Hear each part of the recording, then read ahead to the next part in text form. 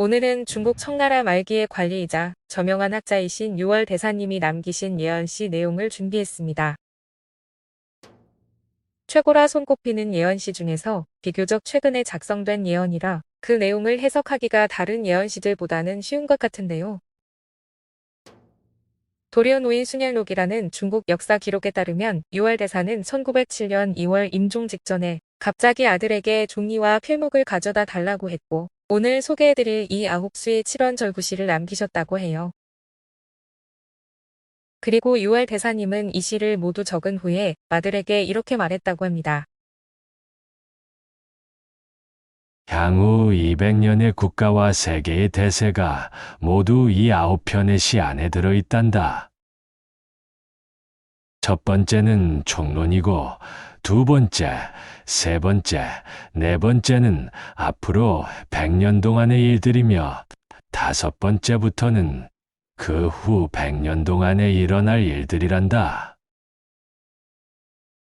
유월 대사님의 유언처럼 총 9수로 구성된 예언시에는 1907년부터 200년 동안에 일어날 일들이 적혀 있다고 하는데요.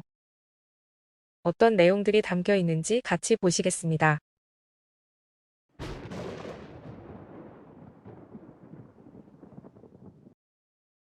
역대 성패와 흥망성쇠. 재앙에는 그 근원이 있고 복에는 그 기초가 있다. 일갑자 60년 돌고 도는 것이라 하지만 모든 대지가 만신창이가 되는구나. 첫 번째 장은 총론입니다. 세상에 재앙이 일어나는 것도 복을 받는 것도 모두 원인이 있다는 내용으로 시작되는데요. 재앙의 뿌리가 어디에 있는 것인지 생각해 볼 필요가 있을 것 같습니다. 첫 장부터 사람들이 큰 재앙을 겪게 될 것임을 분명히 나타내고 있죠. 그럼 예언의 시작인 두 번째 장을 이어서 보시겠습니다. 끝없이 어긋난 의논들로 평민들이 일어나니 이때부터 세상 모든 일들이 새로워진다. 상강 오륜이 걷어지고 모두가 일제히 자유인이 된다. 두 번째 장은 1911년에 일어난 중국의 민주주의 혁명인 신해혁명을 예언한 것인데요. 신해혁명으로 청나라 황실이 몰락하고 중화민국이 탄생하여 왕과 신하가 아닌 모두가 자유인이 되는 모습이 정확히 예언되어 있습니다.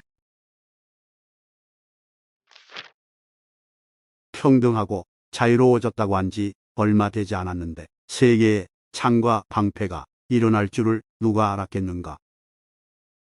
약자의 살은 강자의 먹이가 될 것이니 피가 강물이 되어 온 땅에 흐르리라. 세 번째 장은 2차 세계대전을 예언한 것인데요. 세계대전의 참상이 잘 표현되어 있죠. 약육강식으로 강대국들에 의해 힘이 없는 나라들은 처참한 재앙을 겪게 되는 모습입니다. 영웅들이 마침내 각자의 힘을 과시하리니 제각기 땅을 나눠 가지며 제후가 되고 제각기 방어하는구나. 길이 막혀 상인들이 끊기고 소란스러운 바다 손님은 정리하여 돌아가리라. 네 번째 장은 2차 대전이 끝난 후 일본인들은 짐을 싸서 돌아가고 중국 국민당과 공산당의 내전이 발생할 것임이 나타나 있습니다. 다섯 번째 장부터는 다음 100년 동안의 일인 2007년부터 2107년까지 일어날 일들이 예언되어 있는데요.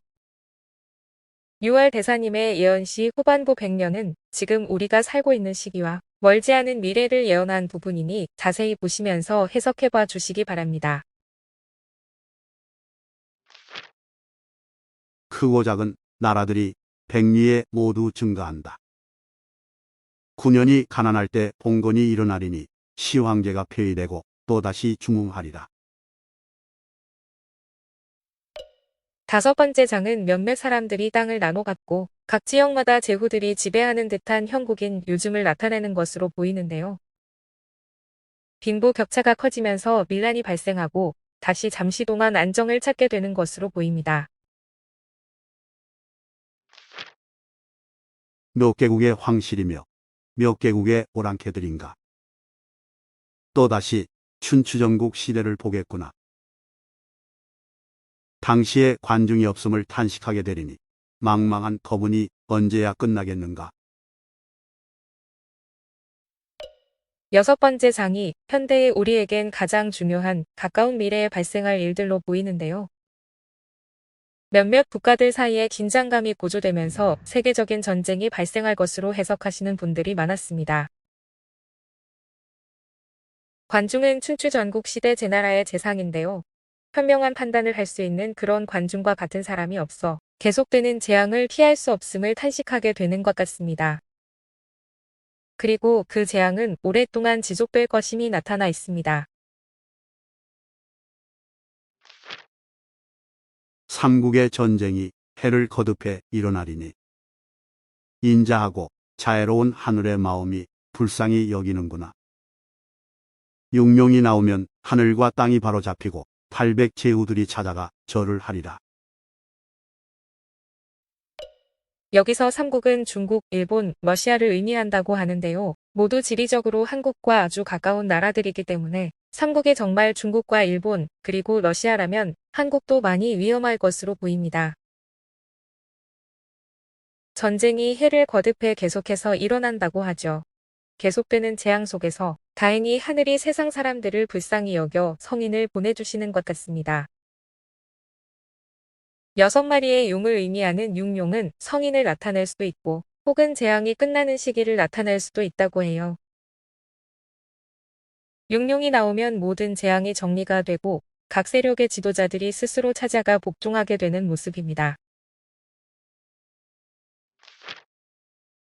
세상은 이때부터 다시 좋아지리니 무기를 넣어두고 항문을 닦으며 즐거움이 넘치겠구나.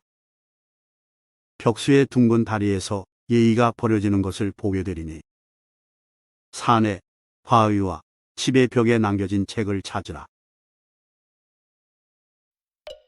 9번째 장은 끝맺은 말이기 때문에 6월 대사님이 남기신 예언의 끝은 이 8번째 장이라고 할 수 있습니다. 성인 출현 이후 평화를 되찾는 모습입니다. 무기를 넣어두고 항문을 닫게 된다는 글은 추배도 제47상의 글과 완벽하게 일치하는 것으로 그 시기가 현대와 멀지 않은 미래임을 가늠해 볼 수 있을 것 같습니다. 그동안의 예의나 질서들이 새롭게 바뀌게 되는 모습으로 보이죠. 그럼 마지막 장인 9번째 장을 보시겠습니다. 천지는 원래 풀어졌다 당겨졌다 하는 활과 같으나 지량 몇 마디 어린 아이에게 남긴다. 아득한 200여 년의 일들을 모두 이 쇠약한 늙은이 꿈속에 간직하리다. 세상에 일어날 일들을 내다보셨던 6월 대사님의 마음이 이 짧은 글 안에 담겨져 있는 것 같은데요. 재앙들이 일어나고 다시 안정을 찾게 되는 것이 세상 일이고 운명이라고 하지만 그래도 약간의 걱정스러운 마음을 떨쳐버릴 수 없는 그런 마음이셨을 것으로 보입니다.